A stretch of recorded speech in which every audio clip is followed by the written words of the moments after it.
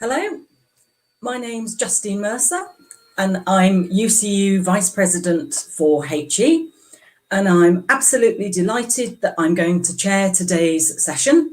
The event is in response to a recent special sector conference for higher education in which we had a motion asking UCU to campaign for postgraduate researchers, so PGRs, to be recognised as employees.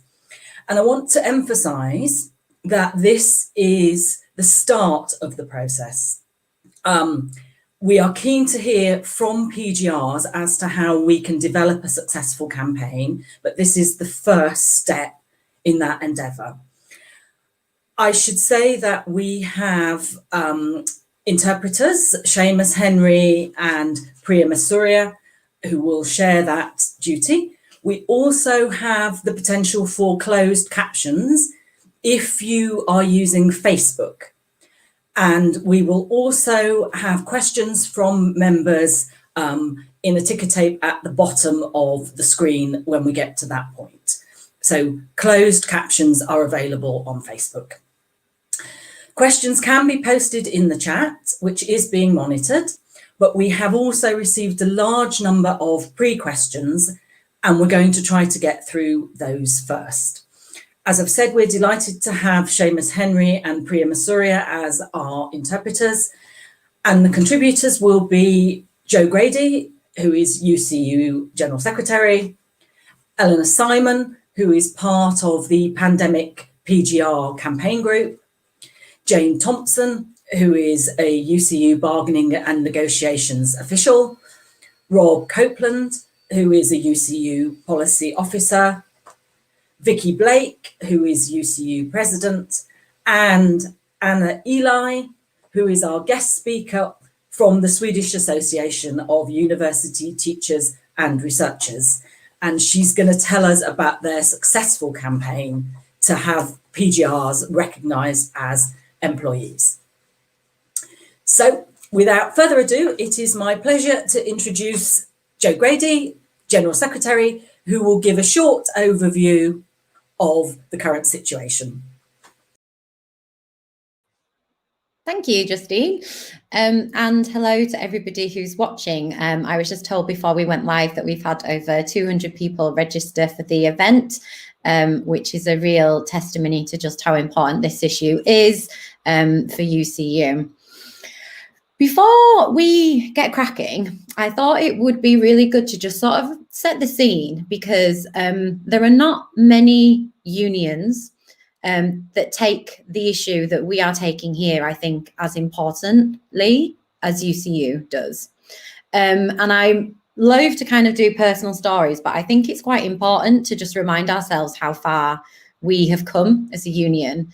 So I first joined UCU when it was actually AUT, so before the union merged. And I first stood on a AUT/UCU picket line when I was an undergraduate, before I even had any aspirations to become a postgraduate or indeed an academic and join UCU. And I stood on the picket line with my lecturers who were on strike over pay. Later, I joined UCU as a PGR.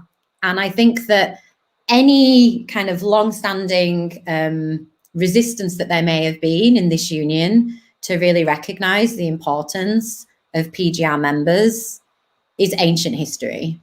The fact that, as Justine's just outlined, a motion was passed at a recent Congress that this event needed to happen and that this should become UCU policy.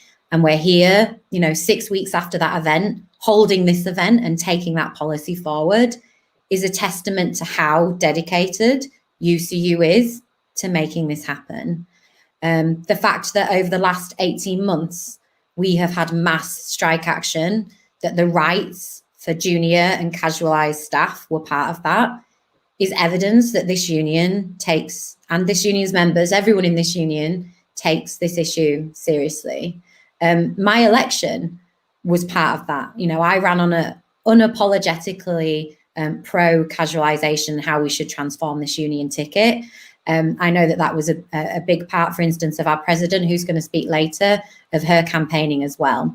So in some senses, the battle that a lot of other unions and union members have, that we should fiercely defend and fight for the most vulnerable in our sector, that internal battle, that has been won, you know, and that is why we're here today.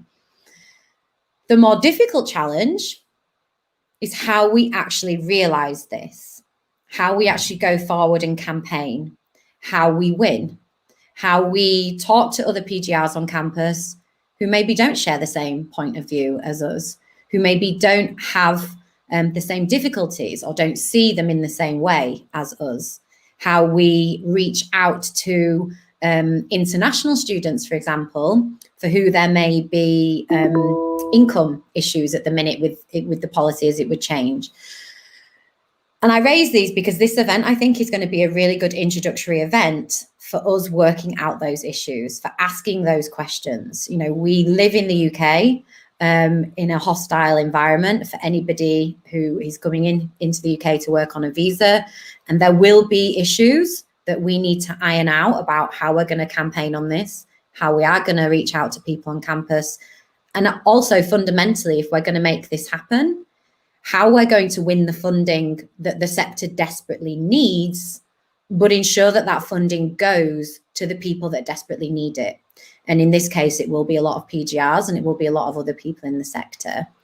And I'm really happy that we've got people from other contexts to tell us about how they went about it, particularly in Sweden, so that we can learn lessons and we can embed that in our campaign plans now, and how we reach out to those other communities, and you know, and how we articulate this to the wider world. I think more evidence that this union is the union really leading on these issues is the sheer amount of publicity and front pages that we have been able to place as a union on issues such as casualisation. Just this morning, I was on the phone to a journalist from the Financial Times for an hour who wants to know exactly about the issues that PGRs and hourly paid teachers in universities face.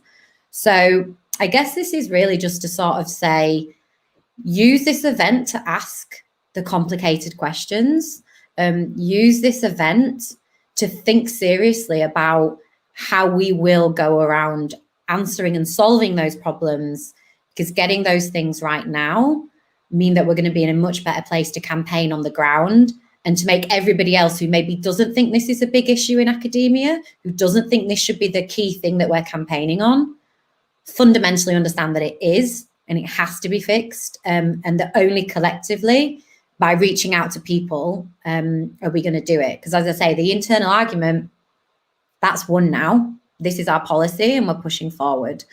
So without further ado, I'm going to leave all of the hard work of figuring out those questions and figuring out actually how we're going to proceed to the staff that cover this. And I would like to say thank you before we get started, actually, particularly to Jane Thompson and Rob Copeland, who really got the bit between their teeth after this motion passed at Congress. And that's why this event's happening so quickly. And they do a hell of a lot of work behind the scenes. So thank you very much to the two of them. Thank you to the people who are going to be signing for this event.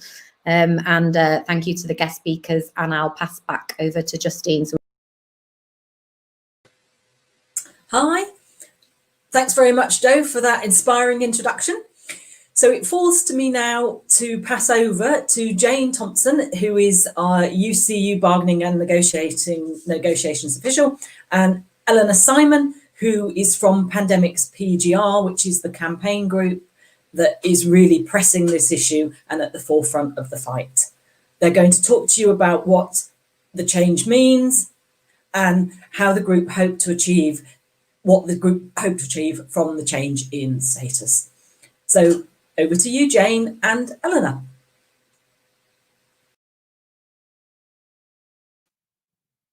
Thanks, Justine. Well, while we're waiting for Eleanor to join us, I just wanted to be clear about this event and the motion that it comes from. And Jo talked a lot about casualisation and other things in the union, which we're obviously fighting very hard for. And over the summer, we also held an event called GTAs are employed, Graduate Teaching Assistants, for those of you that don't know the acronym, apologies. The this is slightly different. This is a change in our policy that was passed at our sector conference, as Justine says. And I'll just read the sort of latter part of it. So the sector conference resolves to establish a principle that acknowledges original postgraduate research as labour, like any other work at universities, and resolves to campaign for PGRs to be recognised as members of staff. So we're not just talking about making things better for those postgraduates who do teaching as well as a paid activity to support their studies.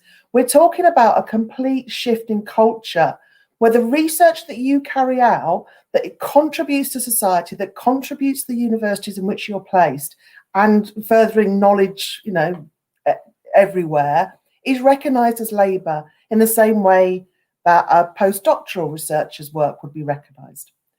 Obviously, there are things we need to iron out, what that would look like, what sort of levels of support, and for that, you know, that element of study that needs to be in that job. And that's why we're having this event. We want to make sure that when we get going and we're saying what we're demanding, we've thought of everything, and people aren't left behind, and the whole point is that there is no detriment as well, that we don't want people to be left, you know, in a worse position, obviously. Asked Elena to come and join me to talk about what the group thought were the main benefits of this change. But I just sort of were just putting into context what we're talking about. We're talking about a complete mind shift, because I know a lot of the pre-submitted questions didn't sort of seem to be still thinking people would be students but would be paid for some work. But actually, I think the thrust behind the motion, Eleanor can tell me if I'm wrong, was actually the work research you do needs to be recognised as work and paid accordingly, and you need to be treated as employees to undertake that work. And that's sort of the focus of the campaign. So I'll hand over to Eleanor to say a few words. And then we'll be doing a session looking much more about the implications and looking at some of the questions with our colleague Rob Copeland. But I'll hand over to Eleanor now. Well, thank you very much, and thanks really a lot, Jane, and the Anti-Casualisation Committee has really been super helpful and supportive in this campaign. I'm Elena Simon. I'm campaigning with Pandemic PGRs. I'm also the Green Officer for my branch at Sheffield University. I just want to say a bit of the context of this motion and the policy change and what we envision, and really about this demand.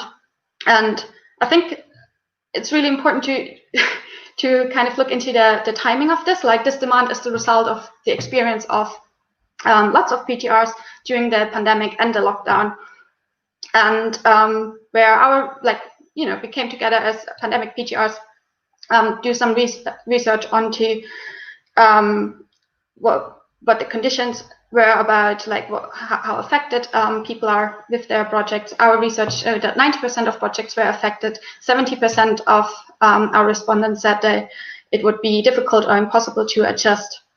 And it basically highlighted that as PGRs, very often you get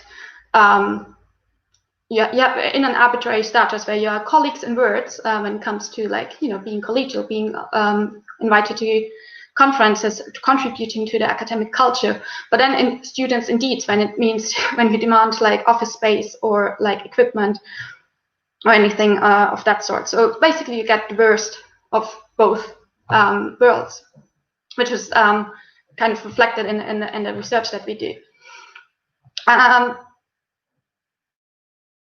Yeah, and as most support services were closed at the start of the pandemic, PGRs were basically told that research requires changes, agility, and the adaptation to change in settings. 8 months on, this is now the advice given from the biggest funder in the UK, the UKRI. Basically, we are told to change, adapt, and don't let little things such as a global pandemic discourage us. So basically, while the whole world is facing a pandemic that brought the world economy to a virtual standstill, the only thing that did not, it seems, come to a halt were our deadlines. Of course, we were like, while labs were closed and we couldn't be doing in-person research and face-to-face research, field research, everybody else was kind of provided with some sort of support while we weren't So this is really where we started pandemic PGRs and start to think, a group of us start to think about like the political economy behind research. We kind of put our thoughts into an article and published that earlier this year in Socialist Appeal. And the basic key point of the campaign is to change the status of the PGR and acknowledging the lack of rights and power to negotiate the terms and conditions under which postgraduate researchers do work, which is basically one of the most fundamental rights of any worker or employee. A key reason why this is not the case for us is that research very often is not seen even as labor, but it is self-development, self-promotion. It's kind of a journey that we are on, or it's a kind of voluntary qualification that you pay for, rather than like an absolutely necessity to enter a sector, or actually the process in doing so being labor in and of itself already. This really obscures the material side of research, namely that PGR original research is sold and produced very cheaply and often given away for free to companies that develop products and technologies from our research, to publishing houses that increase their market shares, and finally to advance the brand of a university, where we are absolutely vital to. So we're doing all these, our work is profitable in a very real sense, and all the while we are being denied the right to paid holiday, sick or parental leave, or benefits, and very often even a salary when we think about self-funded students.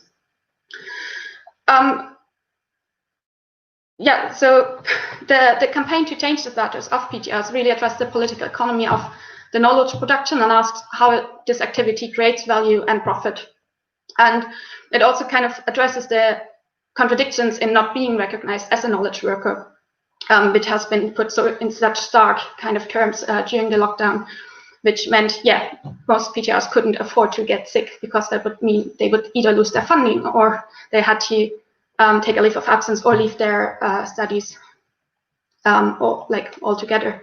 And just want to say, because I know there's a lot of kind of concern about like how that will work in actuality and what this change would mean. I want to say, like, just the right, or like just to being able to afford to be sick and like actually go on holiday will convince me. I'm not sure everybody will be convinced by that, but it is clear also that changing our status will not be making everything good. Like, working conditions are quite horrible, visa requirements are racist, and education workers are exploited, and students are ripped off very often with tuition fees.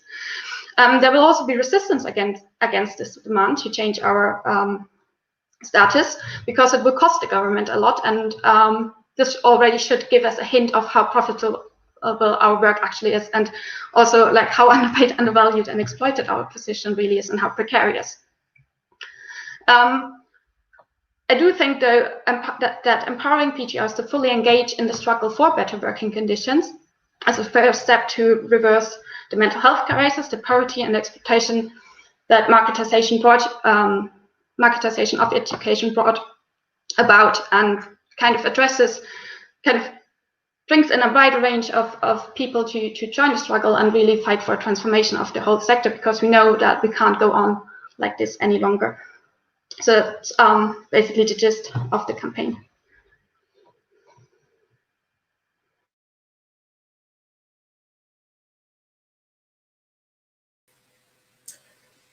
Great, thanks very much, Eleanor.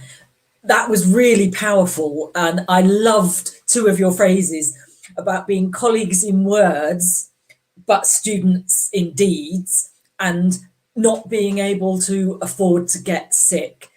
That is such a terrible situation to be in, and that kind of really struck home for me.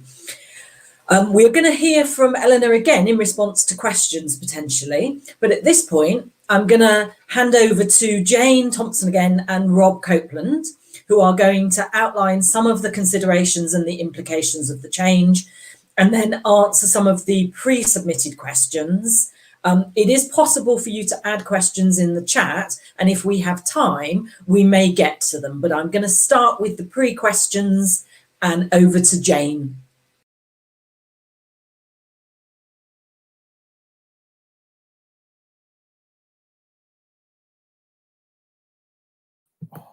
Classic mistake. Sorry about that. Thank you, Justine, and Rob will be joining me for this session as well once we get going. We just wanted to think about some of the implications of this change in status and what the campaign would mean. We've had lots of questions, and we will come to those. We've got time for those. As I sort of stressed before, it would change the status from being a student to a worker employee. And so the work you do is work. It's not study. So that would mean things like changes to. We've had lots and lots of questions about will I still get a council tax exemption, etc., etc. If we were to embed this and people were to become employees, no, you wouldn't get a council tax exemption. You wouldn't get a stipend or a bursary that's tax-free. What you would get is a salary that's hopefully determined by the work that you do in accordance with the rules of whichever university you're at. You pay tax like another worker. You would get paid holidays. You would get paid sick pay. You would get paid maternity leave. You would have access to the grievance and disciplinary procedures in the same way as other workers. You would be able to be full members of the trade union. And fundamentally, that changes your status. It gives you power in the workplace because you then have the power to withdraw your labour because it's labour, not study. And that's picking up on some of the points Eleanor said about feeling unable to have any power to change a situation that a lot of PGRs are now finding themselves in with lack of extensions or people who are funding themselves. I mean, the other thing I'd say is we've got at least a two-tier system currently where some people get full stipends at different amounts. Some people are funding themselves. The idea would be for us to move to a situation where, those places are all open for people to apply for, and they would get paid properly. And they would all get the same money, and we wouldn't have this two-tier system where other people have to scrabble around for bits of work to support their labour in terms of carrying out their research.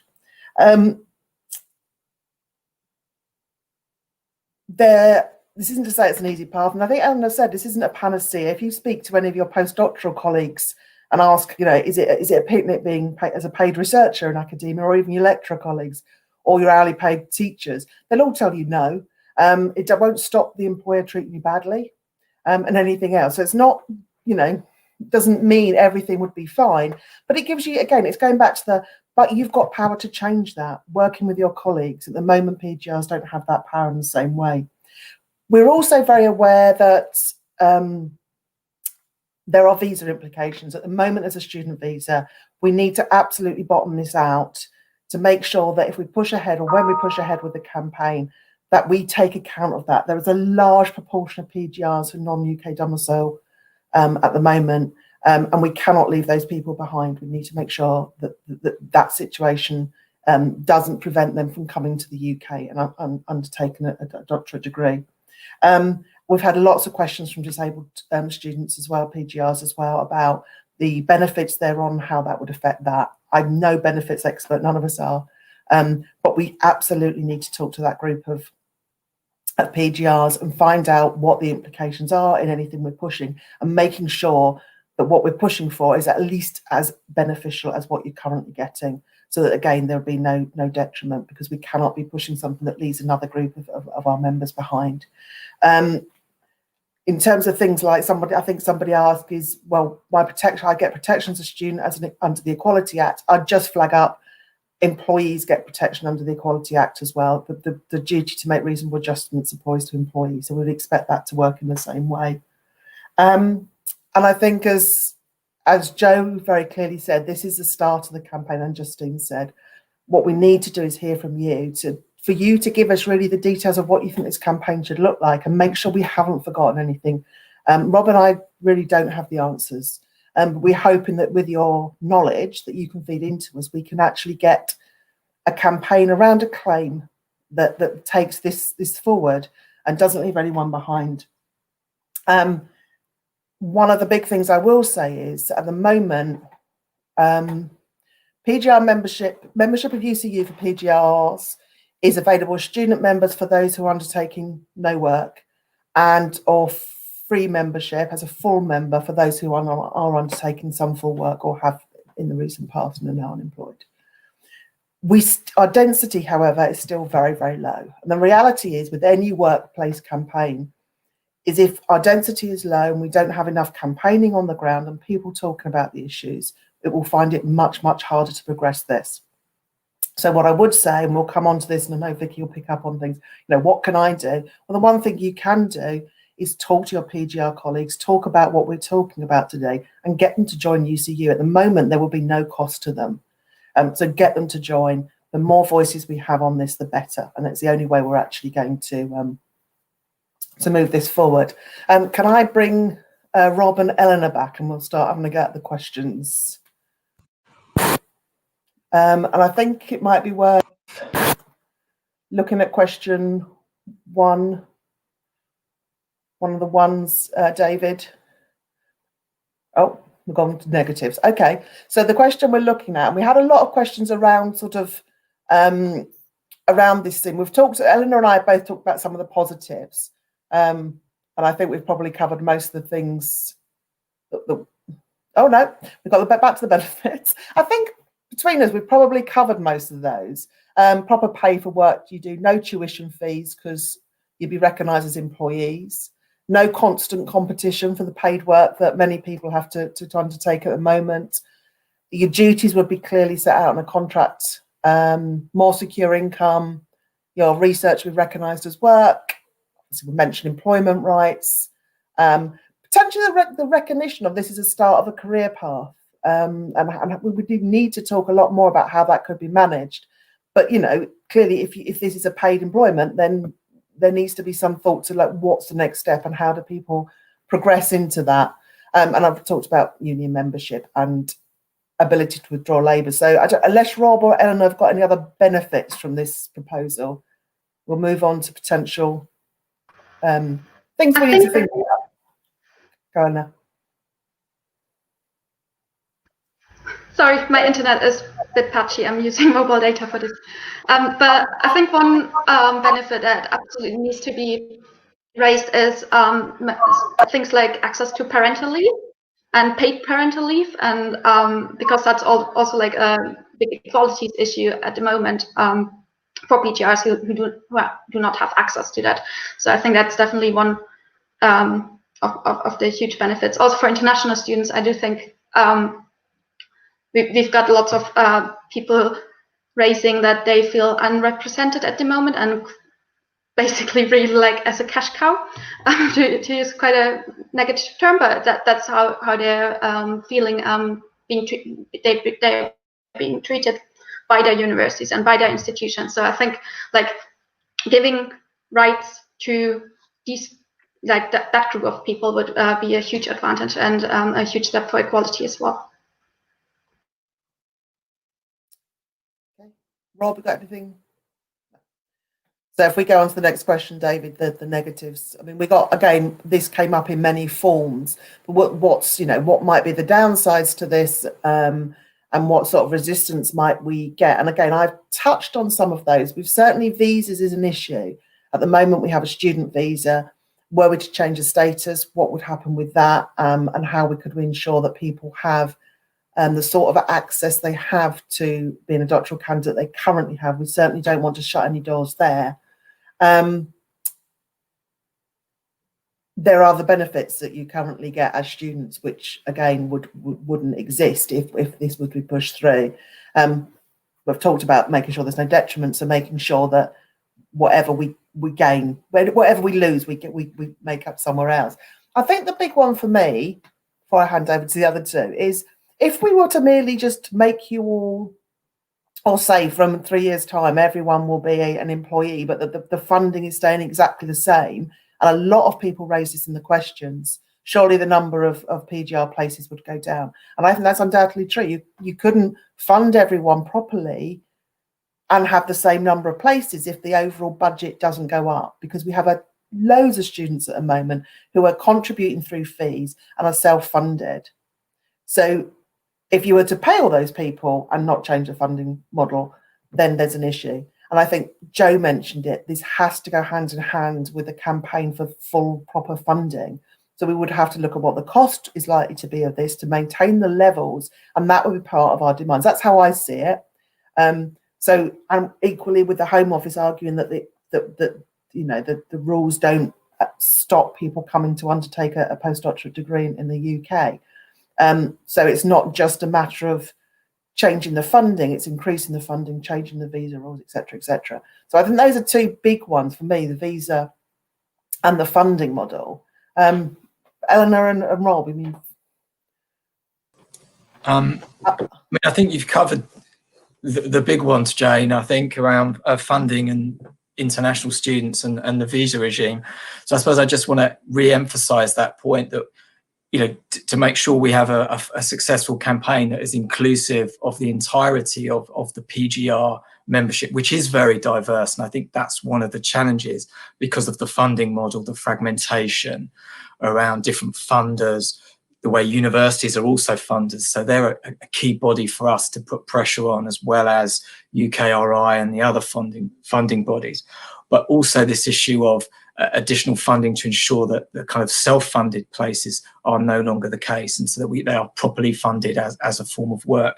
So, and again, as you said, around the Home Office, around lobbying that. So I suppose the general point is we need to make sure that we are kind of lobbying on all fronts, and that will require, an engaged membership, a bigger membership, pushing at the local level, pushing at with politicians, as well as at the national level. So I suppose it's just to kind of emphasize those points, really. We want this to be a successful campaign, but to recognize that there will be some challenges on the way, and your contribution as PGRs and our wider membership is going to be absolutely crucial with that. Again, with our traditional allies as well, for example, in the NUS and student unions, where I think there is a complementarity of this in this campaign and this agenda. So thank you. Eleanor, anything you would like to add? Yeah, I think, it's a super valid and important question, like how much will this cost, and especially like how will we pay it? I kind of like to flip that around, kind of asking who's paying the cost of this current system at the moment, which is like the PGR students with their mental health, and I think also a lot of working class people who may be pushed out of the sector because they can't afford to do the research. And I do think it's vital that we stress that the research need doesn't go away. Like we need to have this research happening. Like it's not like we're doing this because we have not other things to do. It's like it's absolutely necessary for not only us, but also like or the education and so forth. But also like if we think about challenges such as climate change and the climate emergency, we absolutely need research to happen, and we need researchers to do that research. So I would rather think that this, that basically the government will have to find solutions to that, and we'll need to campaign on like, yes, exactly, proper funding, and rather than saying we may not be able to fund as many projects, we should then really ask like, well, doesn't that mean aren't you really saying like, oh, if we pay you properly, we can't make as much profit and we can't keep as many of you that we would like to. So I think really like drawing out the political economy of within all this and within the production of knowledge is really essential there.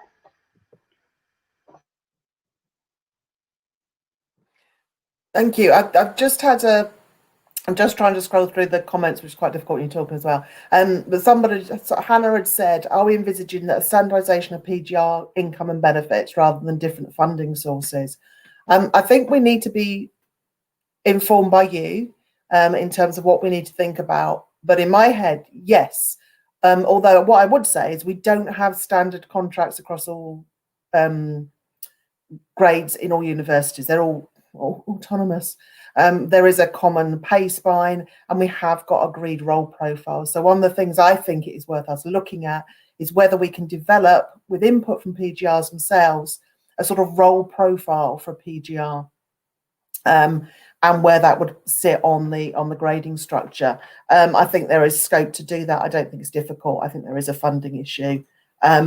and then campaign for all those different funding sources to actually, you know, go direct to the employers and for employers to employ PGRs as staff. And so that's, I think, what we're looking at. But again, we really do need input from yourselves.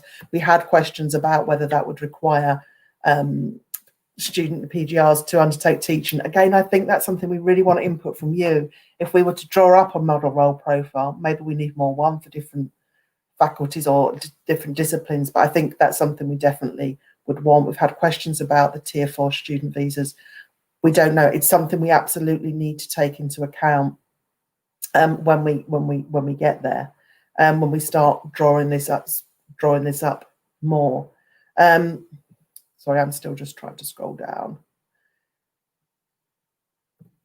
We've got some questions about people who are already self-funding a part-time employment elsewhere to fund that. Again, I think it comes back to that you need to tell us what the different situations are.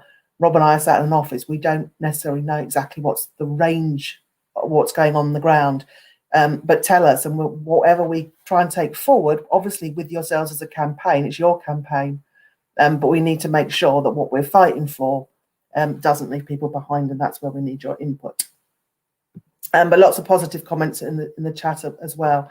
I think it's such a change that it's difficult for people to imagine what life might be like if you weren't treated the way you currently are. But that's good to people to start thinking about. So that's great. I think we've got time for a couple more questions before we hear our speaker. I can't remember if I said. Jane, there is one. It might be one for you more. About how does UCU plan to escalate the claim in negotiations? I think hopefully Vicky will cover some of that. Again, we don't have answers. I mean, we've got ins with the employer as a national union that's recognised to put a claim to them and to say what we want. But it isn't just the employer that we need to move. And one of the questions I think I was hoping to cover is what sort of resistance might we get from employers. They'll scream no money, of course, they always do that. But ultimately, and because there will be, like I say, that you know, when you put on costs, the sorts of things that we're fighting for that all workers should have, you know, the maternity, the paternity, things Eleanor mentioned, there is a cost associated with those. You know, hopefully we can work with employers to lobby government for the proper funding to make this happen. But it's also worth mentioning, well, I think it's worth mentioning, that at the moment, in terms of I lead on anti-casualisation for the union, probably my biggest group of activists at the moment who are involved, who are part of the organising, who are really, really making a noise and making waves out there are the PGRs. I'm not sure that all the universities want you to have employment status and be able to withdraw your labour ultimately and to be able to organise as workers. It's probably not in their interest for that to happen. But we'll keep that quiet anyway, because I think that's a benefit for us as workers together and obviously as the union. So yeah, so the sorts of things that, the other thing I think will come up is, and I think it has come up in the chat, is about expectations about career progression. And a lot of employers are very like, but we can't offer people careers at the end of this. How can we you know, there aren't enough jobs around. How can we possibly do this? And I think we need to face up to that and give them a solution to that. And that's where we need your input. So I think that's most of the time we've got for the questions at the moment. Other people will pick up on questions and keep them coming in the chat, and we'll try and get something out that does cover them after the event. Is there any other urgent ones that Rob or Eleanor think we need to pick up on before we hand over to Anna? No. Okay, I'll hand back over to Justine, and we're going to move on to our guest speaker from Sweden, where they've made this a reality.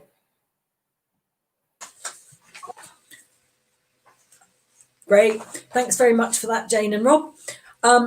So Jane spoke of perhaps being hard for you to imagine what it would look like in practice. And that's why it's brilliant that we have Anna Eli, who's our guest speaker from the Swedish Association of University Teachers and Researchers, because they have put this into practice. Anna is chair of the Swedish Association of University Teachers and Researchers, 2014 to 2017. Since 2018, she's the third deputy president of YUSLF. I hope I pronounced that correctly. And your main target areas, Anna, in YUSLF have been to improve the conditions for doctoral candidates. Yes. And foreign researchers working in Sweden. Yes. You have a PhD in epidemiology, but have decided to leave academia 1 year ago. I'm sure it's our loss. Now you work for a government agency, the National Board of Health and Welfare, but I'm sure everybody is really looking forward to hearing about your campaign and what we might learn from it in the UK. So over to you, Anna. Yeah, thank you very much for that nice presentation. It's been really interesting to listen to you guys, what you've been talking about so far, and I will come back to many of the things that you've been mentioning throughout your presentations. So I have a presentation as well, if that will be shown.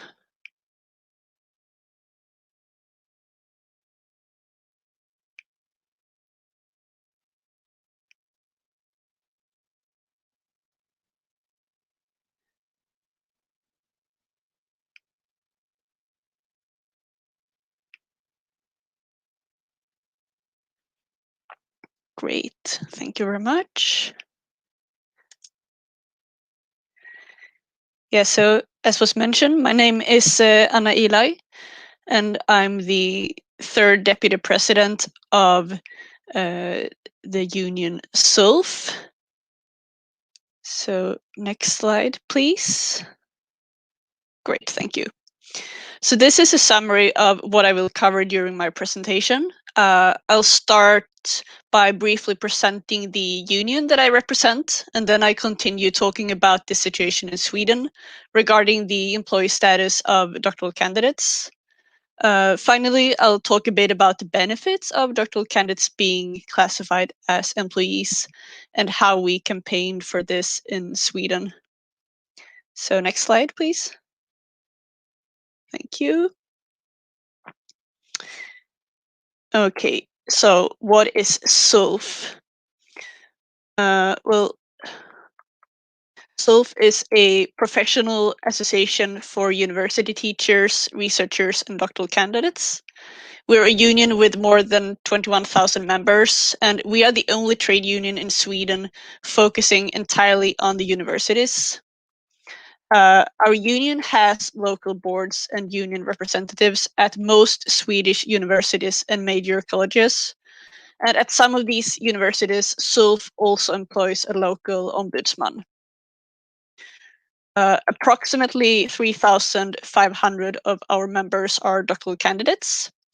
And that is why within our union, we have a national PhD student section called the SULF Doctoral Candidate Association.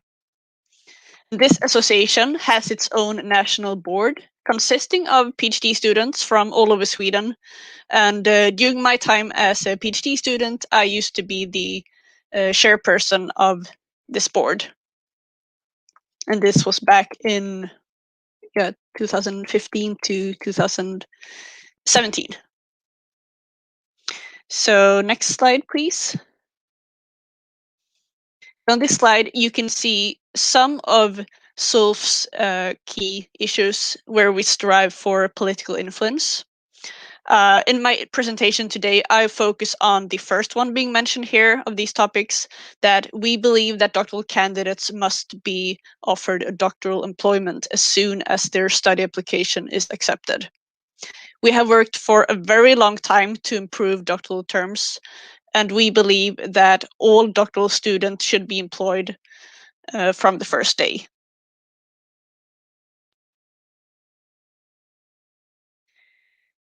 Okay, so the situation in Sweden. Let's talk about the development over time in Sweden regarding the employee status of PhD candidates. So First, I should mention a few things about the Swedish labor market. In Sweden, there are no laws governing employees' salary levels. There is, of course, like some basic legislation covering areas such as employment security and discrimination. But salaries and working conditions are mostly regulated by voluntary collective agreements and negotiations between unions. So the unions are representatives of the employees, and they negotiate with the employers' organizations. And collective agreements are legally binding and thus apply to all employees. So even people who are not members of a union are covered by the collective agreement if the employer has adopted it. Okay, so next slide. Thank you. Let's take a look at some statistics here. As shown in this pie chart, a PhD student in Sweden can be funded in several different ways. Last year, almost 90% of PhD candidates in Sweden had an employment, and the most common type of employment is called doctoral studentship. So about 68% of students in Sweden had this employment last year. Employment as a doctoral candidate is fixed term. So the student's first contract as a doctoral candidate may be for a maximum of 1 year, and the employment can then be renewed for a maximum of 2 years at a time. Oh, I should also mention that the PhD education in Sweden is 4 years long. And then, now we can go back to the previous slide again. Anyway, the gray slice in the pie chart shows the proportion of PhD candidates who had a scholarship, which is about 7%. And most of those students are foreign PhD students who have an external scholarship. Yeah, next slide. Thank you. This graph, it shows you the development in funding of newly registered PhD candidates in Sweden. So it only covers the past 20 years, but I would say that being employed rather than receiving like some sort of grant or scholarship, that's been the norm in Sweden since the 80s. And as you can see, the proportion of students being employed in Sweden has increased over time. The red area that you see represents a type of funding that we called the study grant. Study grants used to be a common type of funding of PhD students. I had this myself for my first 2 years before I received unemployment. Since it was a grant, it did not take the form of employment, so the universities did not pay some of the social insurance contributions, which guaranteed the right to like sick pay or parental leave.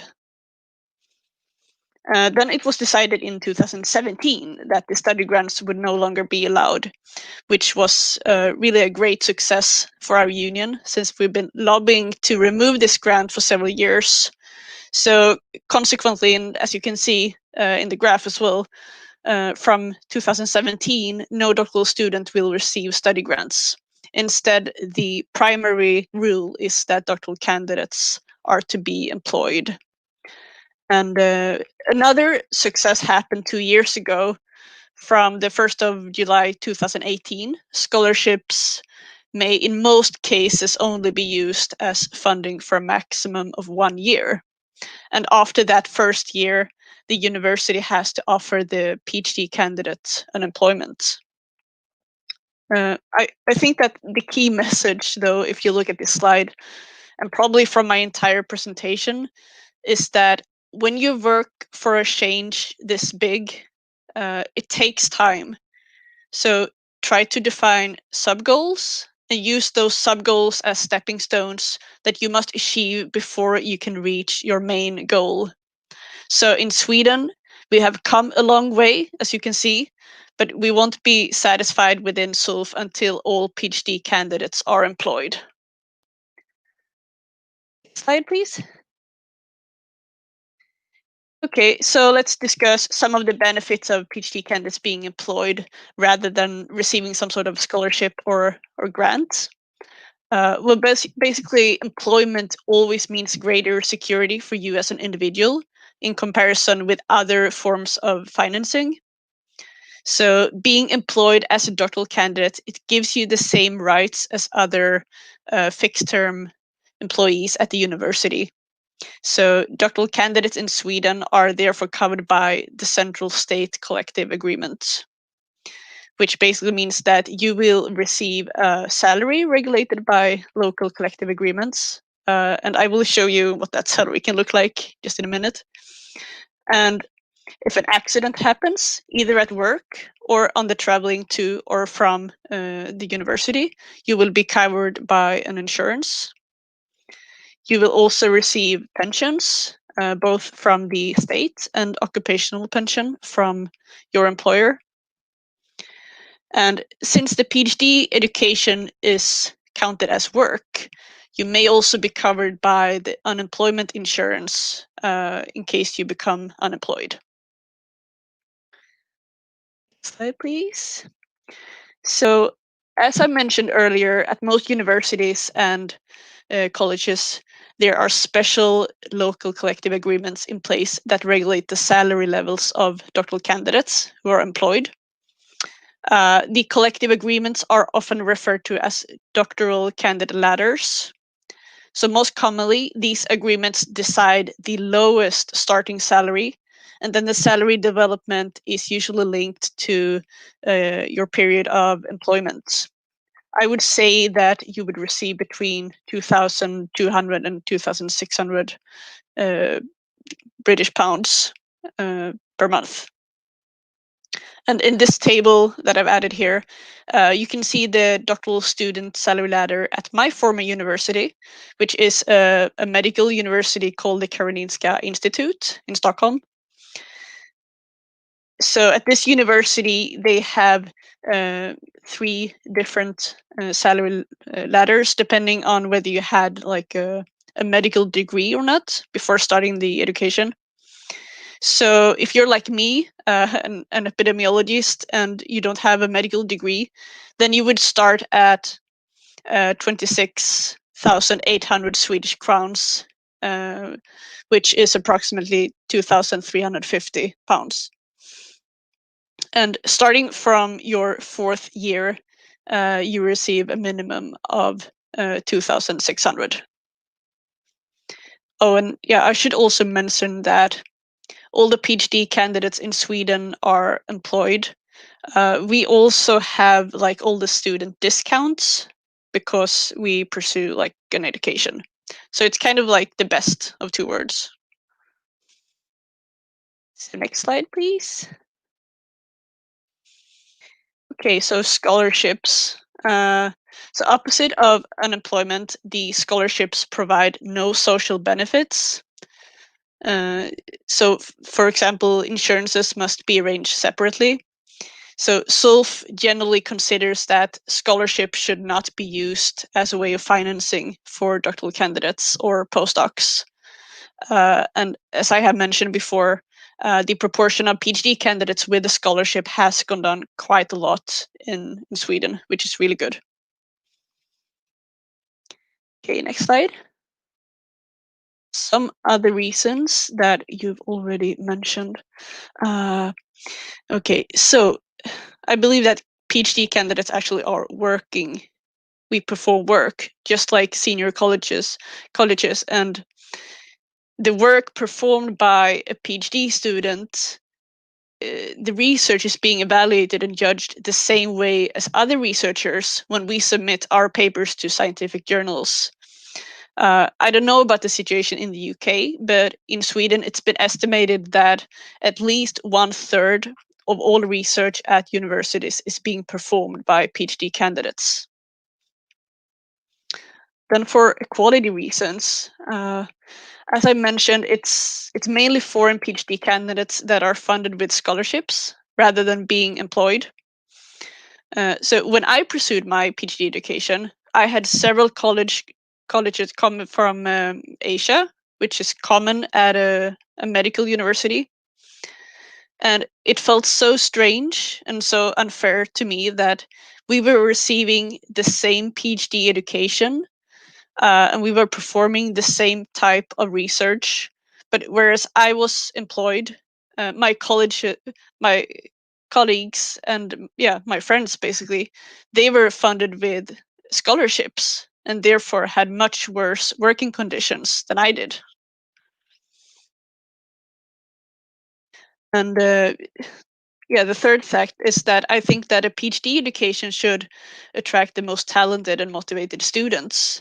So why would you really choose to pursue a PhD education without receiving any salary if you're top of your class and lots of companies want to hire you? Or another example, like what if you're a talented engineer from India? Why would you come or choose to come to UK instead of Sweden to pursue a PhD education if you know that if you go to Sweden, you will be employed and receive a salary? So it almost makes you wonder, like, whether society can afford not to employ PhD students. Okay, so throughout my presentation, I think I've already indirectly touched upon some of the strategies our union has used to improve the situation regarding employee status for PhD candidates. But I know that many of you listening to this seminar are PhD students yourselves. So I thought it would be more fun if I highlight some of these strategies by showing you some pictures from when I was a PhD student myself, and I was the chairperson of our national doctoral association, and how we lobbied for local and national on local and national level to improve the situation for PhD candidates. Next slide. Yes, talk to your colleagues. If you are a PhD candidate, inform your colleagues about UCU and their new policy. The more members that they have, the more power they will have to make a difference. And the more students being aware of the situation and that it doesn't have to be this way, the better. Arrange lunch seminars, hand out pamphlets, or simply just talk about the situation in the lunchroom with your colleagues. Next slide. Thank you. So raise awareness in society by contacting journalists and talking to the media. Tell them about your situation. They don't want to talk to some senior professor who graduated 20 years ago. They want to talk to the individuals who are affected by this situation now. And don't wait for media to contact you, contact them. Most of the time when I was in contact with media, it was initiated by me. Next slide. Thank you. Yes, write debate articles or make a blog post. Raise awareness about the current situation in your university's newspaper or newsletter. Write to the local newspaper in your city or contact your local radio station. I think it's important to make the public aware of your situation, because most people would never attend grad school and they have no idea about your situation unless you inform them. Next slide. Talk to politicians. So this is a selfie with me and two politicians at the Swedish Parliament. And I basically just sent an email to them asking for them to have a meeting with me, which they happily accepted. The thing is that even if a politician is working with higher education and research politics, they don't know all the issues that you are going through. And they tend to be really interested in speaking to the target audience and listen to what you have to say. Next slide. So use social media to interact with your target groups. During my years as chairperson of our doctoral association, I used Facebook a lot to raise awareness and for opinion building. And next slide. Yeah, this is another example from social media. This is the post that I wrote that very happy day in April 2017, when study grants were finally abolished for good in Sweden. Next slide. Yes, invite important stakeholders to meetings. So on your left, this shows an invitation letter sent to the Swedish Migration Agency. It's signed by me and the president of SULF. So we wanted to discuss some of the issues that foreign PhD candidates experience with their residence permits and citizenships when in Sweden. And on the right side, you see the cake that I designed when they, prior to meeting us, actually decided to start handing out 2-year visas instead of 1-year visas to foreign PhD students, which was another great success for us. Next slide.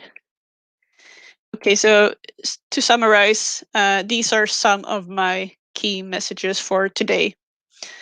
So become a member in UCU and other organizations supporting your cause. Speak up, spread the word, share your situation with others, and most importantly, don't wait for others to contact you. Create your own content and your own opportunities, and you should set the agenda. And next slide. So this is my final slide. As I've been talking about, SULF conducts extensive public opinion work. This includes contacts with the government, members of parliament, university and college management, education and labor market journalists, international collaborators, and so on. So the most important message from me today is that in order for this change to happen, you need to find collaborators and make use of them. So campaigning for PhD students to be employed and recognized as staff in the UK, it will take time, probably lots of time, but you will be more efficient and successful by finding key organizations and people working for the same vision as you do. So thank you. That's all from me.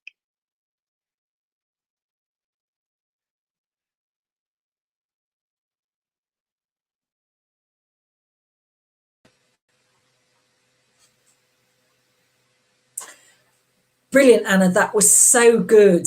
I loved what you said about it will take time, but therefore have sub-goals, stepping stones, and celebrate wins, and make cake. I've made a big note of that.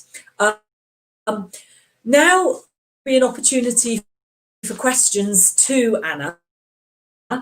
Some been pre-submitted, and then perhaps, if there's time, some from the chat. And I think Rob and Jens, which will appear at the bottom of the screen.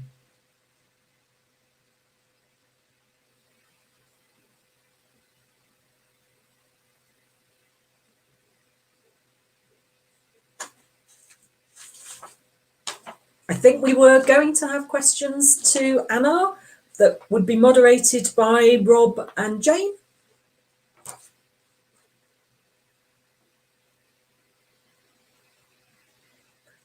Okay, I think we've lost some connectivity there. I can see that Jane is coming in. And so Yeah, we're there. Yeah. Perfect. That's great. I mean, first of all, I'd just like to thank Anna again for that presentation. I think it really shows the value of international experience and sharing good practice across borders. And thanks again for your kind of very practical focus as well. Tips and examples, I think, which were really relevant about being proactive amongst our membership as well, but also the importance of collaboration and partnership working. There was a general question that come in in advance about advice on strategies and your experience, what was successful or not. To some extent you've covered, but if you had anything else to add to that, that would be great. I suppose I had one particular question was around, you talked about the importance of defining sub-goals and this being a long-term strategy.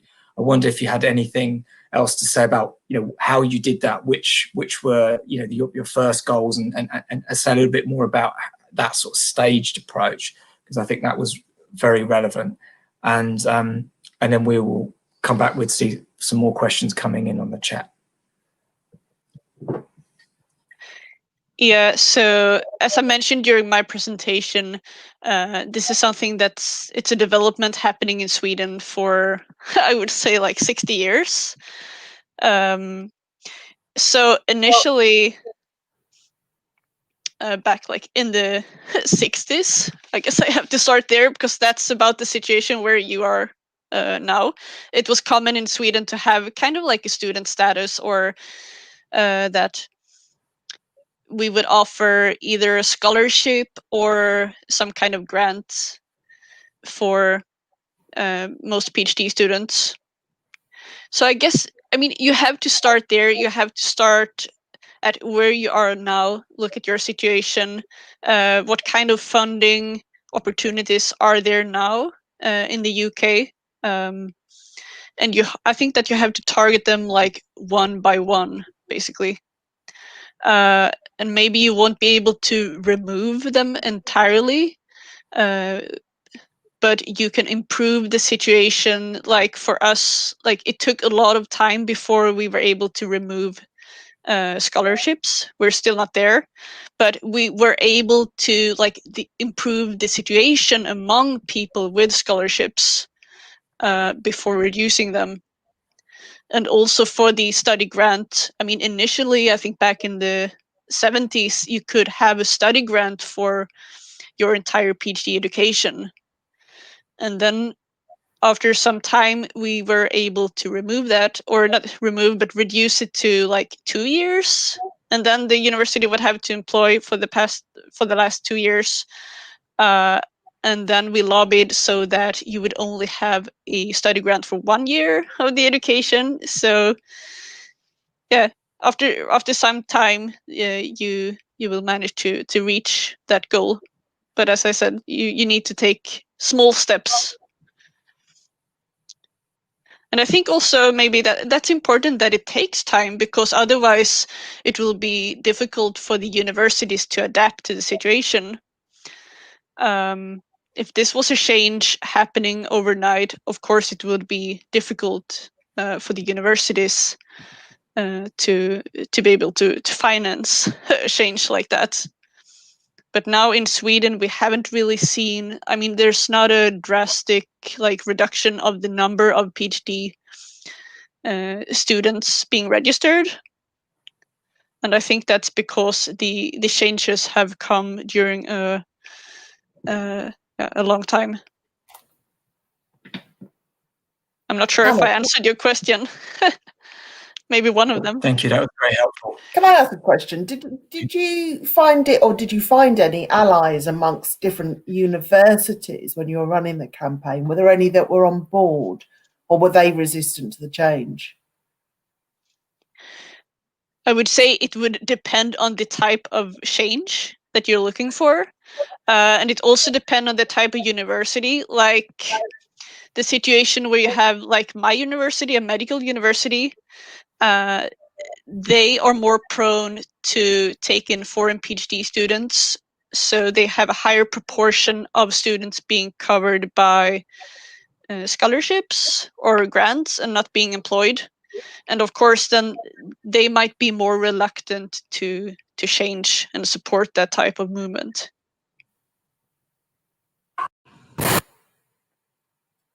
I've got another question as well. From what you were saying, I'm just really fascinated by how it all happened. You talked about being initially on a fixed term contract for 1 year. Is that sort of almost a sort of like probation? So is the expectation, if your research is going okay, you will get it extended? Or are there people who only get employed for 1 year? Yeah, I guess that's how the universities wants to see it, that it's easier for them to reject someone who is not doing their work properly. But we're lobbying for having like a longer contract, that the contract be extended for at least 2 years. And sorry, I'm just hogging the questions. And what happens at the end of once someone obtains their doctoral degree? Yeah. Is there a guaranteed job at the end of that for them, or are they back into a round of having to apply for a postdoctoral degree job? Yeah, that's correct. Okay. So there would be lots of fixed, short-term contracts.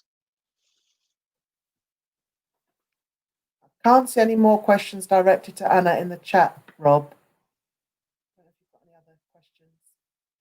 Yeah, we did have one follow-up question to the one came in, was the reverse of, positives and advice. Any sort of campaign strategies for us to avoid, from your experience, anything that didn't work in your context?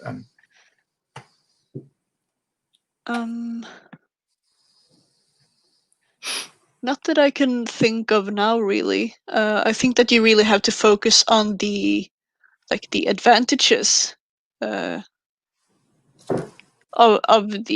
PhD students being employed, and also that there might be like financial and economic benefits of having PhD students being employed, and that the overall quality probably of the research coming out will be better if students are having good work conditions. Thank you.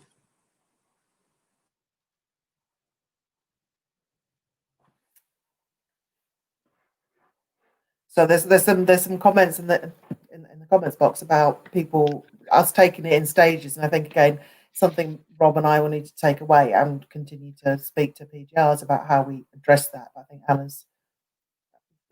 there are several roadmaps. Rob, do you want to say something about other places? Because it's not just Sweden, is it, where this is the case? No, my understanding is that in other Nordic countries as well, that there is a greater tradition of having doctoral candidates rather than PhD students. And again, I think in Germany as well, there's that tradition as well. So I think it's important that for us to kind of learn from some of those kind of better practices that exist in Europe, although obviously conscious that the higher education systems can be quite different in some places as well. But I think it's important for us to kind of be positive about what's going on elsewhere as well. And we were particularly keen to hear from our colleagues in Solf, because you'd also, had a recent extra victory in terms of campaigning in the last few years, so that you were extending that to almost the majority of doctoral candidates. So that's important for us to kind of, I think, learn from you and other colleagues, and being part of an international group of trade union, I think is a key part to doing that, and that's why it's been really valuable to have your contribution today at this webinar. There are some comments about what's happening in the Dutch model, etc., and I think we need to look at that and look at what's going on as well. I don't think there are any more questions coming in for Anna particularly, so hand back over to Justine.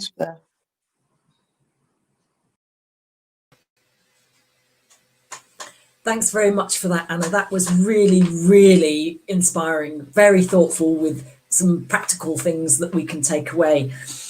The last speaker that I'm going to introduce is Vicky Blake, who is UCU president. And I think it's worth echoing some of the things that Joe said at the beginning. Vicky was very much elected on a platform of tackling casualisation. Vicky has been a casualised member for many, many years, or I should say she was, before getting a permanent job.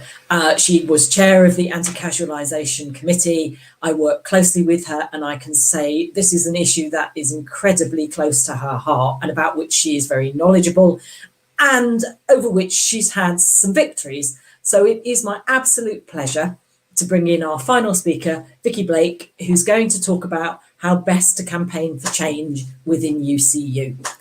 Vicky. Hi, and thank you, Justine, for that introduction, and just thank you so much to everyone who's been involved in this event. And yeah, I wanted to start by just reflecting on how exciting it is to me and to so many people that this is now our policy. So as of the 30th of September, when we had our special sector conference, it became our policy that we will campaign for postgraduate research students to become recognised as staff. And I was going back to thinking about when I was first involved in UCU. I joined as a postgrad. I was recruited by a very determined woman. If she's watching, thank you, Jean. I will always be grateful that you recruited me into the union. She recruited me when I felt most alone, and we in our department had been having conversations among postgraduates and kind of self-organising and looking at things like how we were paid for our essay marking and how unfairly our work was allocated. And one of the things that really struck me at that time was how isolated we had all felt, and then suddenly how, as I got more involved in the union, I realised that there was this whole community of people out there that were sharing our experiences. And I think that what the casualisation of work and the exploitation of postgraduates who are also told that they need to consider it a favour to them if they are given access to teaching work, rather than actually it being recognised as genuine work and contribution to the institution, to academia, you end up feeling as though you are being gaslit. You end up feeling as though any effect on you as an individual is your own fault. You might be doing something wrong, you might be missing something. And I've been watching the comments coming in and the questions coming in through this event, and I just want to highlight that we've had people saying in the chat that they are too frightened to use their own names in the chat because they're worried about who might see it. And I have to say that is what this union is about and needs to make very clear that we're about, so that we can recruit more and more postgraduates, have a mass membership of postgraduates. The more that we recruit postgraduates, the stronger a voice we can be. Now, we've already made gains, and some branches have had some really quite successful campaigns over postgraduate working rights. But that's always been kind of within the context of thinking about the work that postgraduates do as hourly paid teachers or research assistants, perhaps, as separate in some way, even though we recognise it's related. It's always been framed by this assumption that's there within the system that being a student and doing some work are kind of two related but separate things. And what is really radical about this shift in policy is that it completely expands our horizons to be able to imagine that much fairer world that we need to access. That when we get there, if we do it right, we will have tackled along the way an awful lot of issues of inequality that are absolutely rampant throughout that so-called pipeline into academia that is postgraduate study. But we do know, and as we've been starting to talk about today, there are some issues that need very, very careful consideration to make sure that not only are we holding and driving forward an inclusive campaign, that we hold to account the institutions that we all work in, and that we hold to account our government to actually establish a fair system, a system with equity built into it. So I'm going to just try and sum up how we best campaign. I mean, something I also want to reflect on in this is it might seem a little counterintuitive to people that we're holding an event where we kind of come in 6 weeks after we've established what a new policy is, and that's through the democratic means that is the sector conference. And we say, well, we don't have a plan yet, but we need to talk about this, because quite often it's expected that we come into something like this and we tell you the plan and everyone has to try and get on board, and we might tweak the plan a little bit. That's not what we're doing this time. This is a real grassroots effort to build a very exciting, fresh campaign from the bottom up, from the grassroots up. It's not going to work if it is framed in any way as a top-down campaign, because the only way to make sure that we capture all the concerns that we need to address in building a campaign that will genuinely take us towards an equitable and decent vision of higher education is to make sure that the people it affects the most are involved from the beginning. So I've been watching the comments coming in and people suggesting things like ways we might stagger the campaign, you know, how a model could be suggested where we do this gradually. There are questions here about, really important questions here about visas, about accessibility, about access to the studying opportunities that we are arguing very strongly is part of that work that forms the academic world, if you like. So there is a lot to do here. But this radical shift in policy is really important, and it's important to note that it's come through the grassroots. And I think the fact that I don't reckon that I could have imagined this as being our policy position 10 years ago is really a testament to how we have done really well in our campaigns over the past decade and how much change we have achieved internally. But I'm not going to shy away from the fact that there will be people who are resistant to this idea.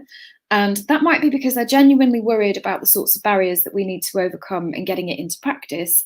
And it may also be that it's just kind of a scary or difficult or unusual thing to shift entirely how you think of and conceive of academia working to New Vision. And that's why I'm so grateful to Anna for coming to this event today to share with us the experience from Sweden. And we know that there are other Nordic countries as well who have similar models, so that we can look on knowing that it's possible to do this a different way. We can also learn from the obstacles that they have encountered and overcome along the way. And we need to keep up that dialogue. So I think, and I'm just watching the comments coming in right now, actually, and people are talking a lot about visas. And I just really want to emphasize how important it is that we don't argue for something that excludes people who need to be able to prove that they are living and working here and can access a visa. That is absolutely not what the campaign is about. It's about opening up, not closing down. So what might have seemed counterintuitive to some and what might have seemed impossible to others, I believe is possible, but it involves campaigning in a way that reaches people on a personal level. We have got a union that has taken casualisation much more to heart in the last however many years it's been. We have it much more central to our bargaining and campaigning agenda than it's ever been. But that's not to say that that's enough or that we've got there yet. So as Jane was saying earlier, how we work as a union also involves working with other unions, and how we build our claim that goes into the so-called GINCHES framework, which is where we bargain with 5 unions in higher education for our pay and conditions, and contractual conditions are included in that. That is one aspect of it. But in order to have the bargaining power that we need, both in terms of how we form that claim, how we approach the government in terms of lobbying for a fundamentally different system, and how we also lobby our own membership to build that understanding. It comes down to personal connections, it comes down to organising power, it comes down to the way that each and every person can have a role, and never feeling like that conversation that you had with a friend over a cup of tea is too small to count. Never feeling that putting a leaflet or a tweet or something out there or sharing an experience so that you can connect with someone else is too small to count, because every single action that we take to build understanding of the issues that postgraduates are, the conditions that we are under if you are a postgraduate in the UK, need to be understood and need to be connected to the problems in terms of the labour market in higher education, in terms of the exploitation within that labour market, in terms of the diversity and access to that. So I guess what I'm saying is echoing what Anna was saying. It's do the social media, fine, absolutely, spread the word any way that you can, but also have conversations with people that you know. Have conversations and ask questions about the conditions that your fellow postgraduates are working under. Have conversations where you feel safe to do so with supervisors, with people who you meet through academic conferences, through every network that you can access. Share the stories that do get into the media. I understand that it's incredibly difficult to speak out when you are subject to these conditions. And as someone who did speak out when I was a postgraduate, I had to think about that long and hard, and it was frightening. And I was ultimately glad that I did it.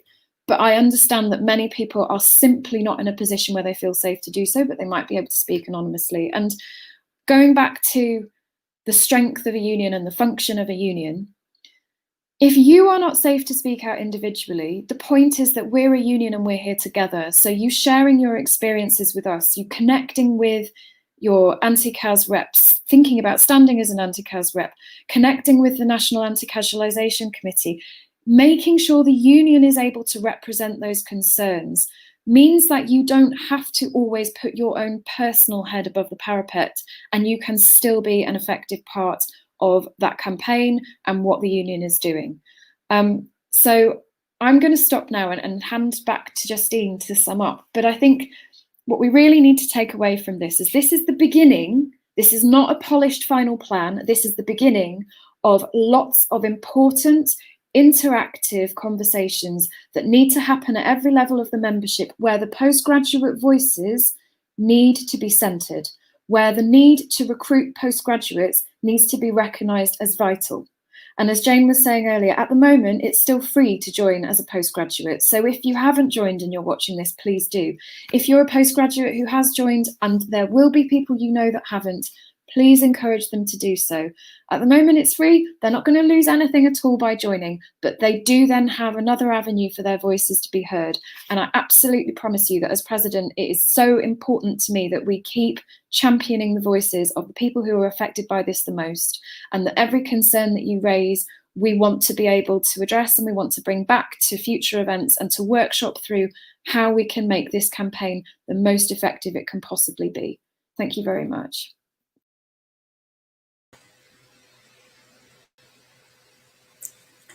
Thanks very much, Vicky. I want to say thanks to all of our speakers. I haven't got long to sum up.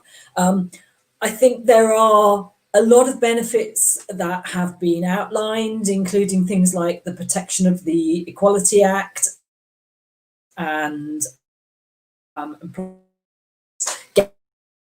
all leave.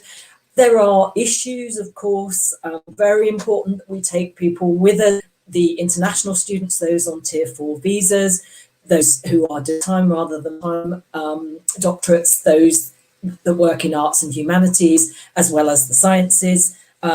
Lots of good campaign ideas, and I echo what Vicky said about having PGRs on your branch committees and having anti-casualisation reps on your branch committees. The one thing I took most from the chat was a comment that talked about how this could have a hugely positive impact on equity, diversity and inclusion. We do it right, because there is such a sense of risk, and the complicating funding rules may already put off many underrepresented groups from even applying for a doctorate.